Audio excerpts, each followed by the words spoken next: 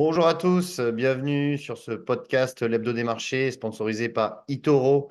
Nous sommes le lundi 15 juillet 2024 et comme toutes les 2 semaines, j'ai l'honneur d'animer ce podcast avec Marc Toiti. Salut Marc. Salut Antoine, bonjour à toutes et à tous et ravi de vous retrouver. Voilà, on essaye de prendre quelques jours de congé, c'est un petit peu compliqué, mais néanmoins on est toujours là pour eToro avec grand plaisir bien entendu. Oui, effectivement, on est toujours là pour décortiquer l'actualité l'actualité actuellement, c'est l'inflation. L'inflation aux États-Unis qui est ressortie la semaine dernière. Plus bas qu'entendu, on va y revenir avec Marc. On va parler également des banques centrales, quelle implication ça peut avoir sur des politiques monétaires des banques centrales qui vont intervenir très prochainement. Et comme d'habitude, on va terminer par les marchés boursiers qui se stabilisent, même si aux États-Unis on fait de nouveaux plus hauts historiques, mais en Europe et en France, ça se stabilise. Alors Marc, l'inflation aux États-Unis, bonne nouvelle, elle recule. Eh oui, c'est vrai que ça fait du bien d'avoir des bonnes nouvelles dans un contexte particulièrement compliqué, particulier en France évidemment. Donc là, on a eu une bonne surprise. C'est vrai qu'on s'attendait à une petite baisse de l'inflation, mais là, c'est plus fort que prévu puisque aux États-Unis, l'inflation a nettement reculé. Donc on est à 3% d'inflation aujourd'hui. Je rappelle que l'inflation, c'est le glissement annuel donc des prix à la consommation. Ça veut dire qu'on regarde où sont les prix au mois de juin 2024 par rapport à juin 2023. Donc c'est plus que 3%. Donc 3% d'inflation, c'est un plus bas depuis juin 2023, qui était lui-même un plus bas depuis avril 2021. Donc là, on voit bien que l'essentiel de la baisse de l'inflation a été faite. Donc on a bien cette politique de la Réserve fédérale américaine qui a quand même fonctionné malgré tout. Alors attention, on ne va pas s'emballer, l'inflation reste toujours élevée à 3%, ce qui est donc au-dessus de l'objectif de la Banque centrale européenne, de la Réserve fédérale américaine qui est à 2%. Donc ça montre bien que l'inflation reste toujours forte aux États-Unis. Mais ce qui compte, c'est la tendance qui est bien là, qui est bien à la baisse. Et alors, cerise sur le gâteau, j'ai envie de dire, quand on regarde l'inflation, ce qu'on appelle le core CPI, ça veut dire l'inflation hors énergie et produits alimentaires, là aussi ça baisse, on est à 3,3%, un plus bas depuis également le printemps 2021. Donc encore une fois, on était à 6% il y a quelques trimestres. Là, on voit que c'est en train de baisser également. Donc ça montre bien que la baisse de l'inflation n'est pas que liée à l'évolution des cours des matières premières, mais c'est bien un mouvement global outre-Atlantique qui est bien en train de s'accompagner donc, et de se généraliser à l'ensemble des secteurs d'activité. Donc ça, c'est évidemment un bon signe. Ça veut dire que l'inflation, la forte inflation est jugulée. Alors attention, il n'y a pas de baisse des prix encore, il ne faut pas non plus exagérer, mais enfin du moins de forte baisse des prix. D'ailleurs, tant mieux, ça montre qu'il y a toujours une consommation qui est là, mais on se dirige tranquillement vers une inflation qui pourrait atteindre d'ici la fin d'année justement le fameux objectif de la Réserve fédérale, c'est-à-dire 2% d'inflation. Ça va en prendre encore du temps, il va y avoir des hauts et des bas, puisque on voit que les matières premières, notamment le prix du pétrole, on est au-dessus des 85 $. Je te rappelle qu'il y a encore quelques semaines, on était à 77 $, début juin, le baril de Brent, là on est à 85, même sur l'indice américain WTI, on est autour des 82 $ le baril. Donc ça reste quand même élevé. Ça veut dire qu'il y a quand même des tensions qui sont là sur les cours des matières premières. Donc attention, l'inflation ne va pas disparaître du jour au lendemain, elle va quand même rester entre 2 et 3% durablement. Alors, il y a quand même un bémol, là, on parlait des prix à la consommation, c'est l'indice des prix à la production aux États-Unis qui ont, eux, augmenté assez sensiblement quand même. Alors voilà, bon, encore une fois, l'indice des prix à la production, c'est donc l'inflation à venir. C'est vrai que ça, c'est par Voilà. contre la mauvaise surprise, c'est qu'on s'attendait plutôt à une baisse. Non, c'est reparti à la hausse. Alors on est au-dessus des 2% d'inflation donc sur les prix à la production. C'est pas non plus dramatique, mais c'est lié à ce que je te disais tout à l'heure, c'est-à-dire les prix des matières premières qui ont commencé à remonter. Donc ça veut bien dire que l'inflation va quand même rester élevée pour les prochains mois. On va pas passer sous les 2% d'inflation. Donc ça veut dire que pour la Réserve fédérale, ça va être compliqué de baisser les taux d'intérêt. Je Mm. rappelle qu'on a 2% d'objectif d'inflation, qu'on a une croissance américaine qui reste élevée. On a eu les chiffres des indicateurs d'achat la semaine dernière qui étaient très bons, que ce soit dans l'industrie, dans les services, au niveau de l'indicateur composite, donc tout secteur d'activité. Donc ça, c'est plutôt positif, qui veut dire que l'inflation américaine, donc comme il y a plus de croissance, il y aura une inflation par la demande qui va rester élevée. Le chômage, même s'il augmente un peu, on est à 4,1% de taux de chômage, donc ça reste un taux de chômage de plein emploi. Les salaires continuent d'augmenter. Donc voilà, donc c'est un petit peu tôt pour la Réserve fédérale. Alors je sais que tout le monde on se dit elle va baisser les taux d'intérêt au mois de septembre. Ouais. C'est possible, sachant qu'il y a les élections américaines donc, juste après, présidentielles. Donc, c'est un petit peu. Généralement, elle ne réagit pas avant, sauf évidemment clash, mais sinon, elle ne réagit pas avant. Et c'est pourquoi je maintiens moi, qu'elle pourra baisser les taux d'intérêt plutôt en fin d'année, au D'accord. mois de décembre, Avec le puisque marché, justement, là, à ce moment-là, on aura, je dirais, une inflation autour des 2%. Et là, elle pourra agir. C'est un petit peu trop tôt aujourd'hui, surtout par rapport à l'état de la croissance américaine qui est toujours élevé. oui, effectivement, le marché, après les chiffres d'inflation de jeudi, pricé à 90% une baisse de taux au mois de septembre, hein, lors de la réunion du 18 septembre prochain. Mais on voit que cette probabilité évolue énormément entre les datas. Donc, si les datas changent un petit peu au cycle du courant d'été, cette stat pourrait changer également. Alors maintenant, du côté de la zone euro, on a eu donc des chiffres d'inflation en France qui ont baissé aussi, hein. Donc en France, on aura la zone euro cette semaine et on aura la BCE d'ailleurs qui tiendra sa réunion de politique monétaire jeudi. Oui, tout à fait. Alors, pour bon, la France, l'inflation, elle a atterrissé un petit peu à la hausse à 2,2% sur les chiffres INSEE. Aux normes Eurostat, donc harmonisées européennes, on est à 2,5% d'inflation. Il n'y a rien de dramatique, mais c'est quand même une inflation qui reste élevée. Et parallèlement, n'oublions pas qu'on a là, c'est l'inverse de États-Unis, il n'y a pas une croissance forte, donc ça va plutôt limiter sur l'inflation. Mais on voit bien qu'on a l'inflation de la zone euro qui est quand même bien inférieure. On est autour aussi des 2,5, 2,6% pour l'ensemble de la zone euro. Donc, on est inférieur à l'inflation américaine, mais quand même, les pressions sont toujours là. Et puis, il y a surtout des risques politiques, hein, notamment en France, on va en reparler. Donc, c'est pourquoi la BCE doit maintenir le statu quo. Donc, c'est pourquoi aujourd'hui, on voit que le dollar est reparti à la baisse, hein, l'euro est reparti à la hausse, on est autour des 1,09 dollars pour un euro. Ça me paraît un petit peu déplacé parce que n'oublions pas qu'on a donc 4,25% de taux monétaire de la BCE. On est toujours à 5,5 aux États-Unis sur le taux monétaire. Donc, il y a toujours cet écart de taux à l'avantage du dollar. Et donc, ce qui veut dire que la BCE va encore baisser les taux d'intérêt, je pense, plutôt également au mois de septembre, de 25 centimes, une dernière fois également avant la fin de l'année. Donc, on sera certainement sous les 4% d'ici la fin de l'année, alors qu'aux États-Unis, on sera toujours au-dessus des 5% à la fin d'année. Donc, ça veut dire un écart de quasiment 200 points de base, qui est quand même énorme. Et donc, ce qui veut dire que même si de façon un petit peu temporaire, le dollar est en train de baisser, il pourra assez rapidement repartir à la hausse. Et donc l'euro repartira lui aussi à la baisse. Donc je maintiens mon objectif autour des 1,05 dollars pour un euro d'ici la fin de l'année, avec bien sûr les dangers politiques en France et dans l'ensemble de la zone euro. Donc ouais, il faut pas. Aujourd'hui, je pense qu'on s'emballe un peu sur l'euro-dollar. Donc il faut quand même rester extrêmement prudent. Les forces en présence, que ce soit sur le front de la croissance, sur le front des taux d'intérêt, sur le front politique, évidemment, sont plutôt à la baisse Hmm. sur l'euro.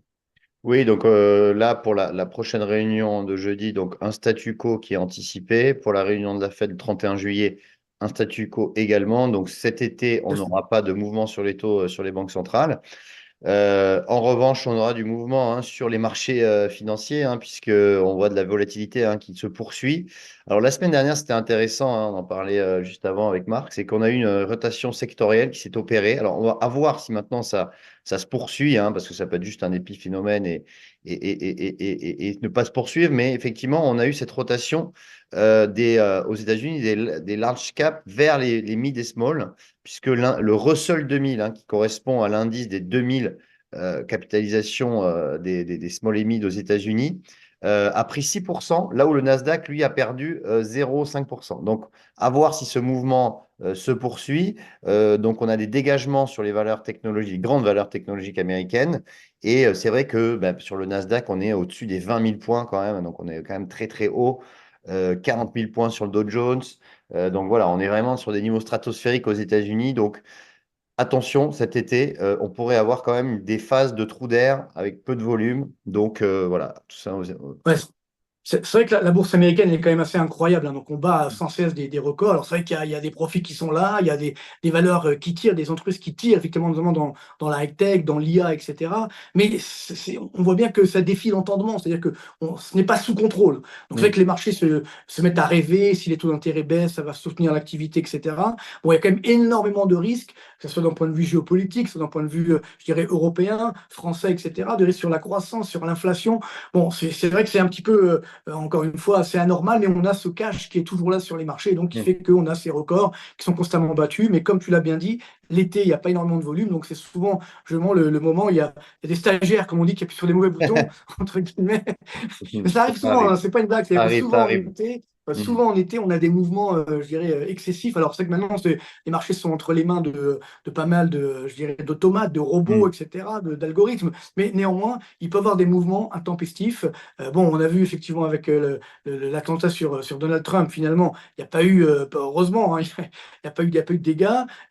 Mais c'est vrai que les marchés, enfin, il y a quand même eu un mort, quand même, signalons-le. Mais c'est vrai que Oui, globalement, on a une situation où, bon, on verra, mais les marchés tiennent le coup, hein, malgré tout.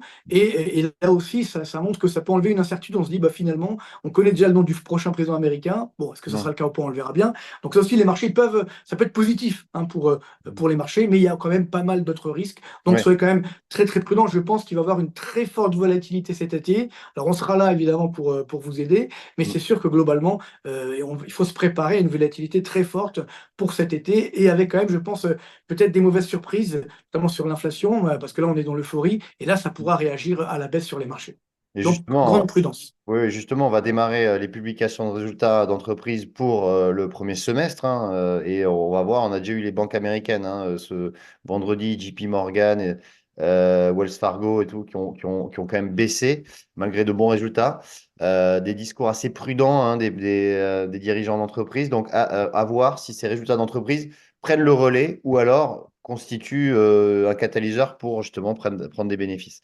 Mais on va Alors, évidemment y revenir. Alors Mm. attention aussi, on ne l'a pas signalé, mais il y a quand même le risque France, hein, ne l'oublions pas. C'est-à-dire que là, Oui. bon, pour l'instant, on ne sait pas qui sera le prochain Voilà. Premier ministre français, quelle Voilà. sera la nature du gouvernement. C'est Mm. clair que si, sans vouloir faire de politique, mais si on a un gouvernement, on ne va pas dire de nom, mais qui dit qu'il veut encore augmenter la dépense publique, Mm. et malheureusement, ça pourrait être le cas, voire augmenter les déficits publics. Je rappelle qu'on est déjà sur des sommets historiques en termes de dépenses publiques. On a des déficits publics historiquement élevés, hein, même si, bon, ça a un petit peu, ça a même augmenté l'année dernière. C'est pas aussi fort que pendant le coronavirus, mais néanmoins, on a des niveaux, si on regarde jusqu'au mois de mai de l'année dernière, de cette année, sur des sommets historiques, sur le déficit de l'État uniquement.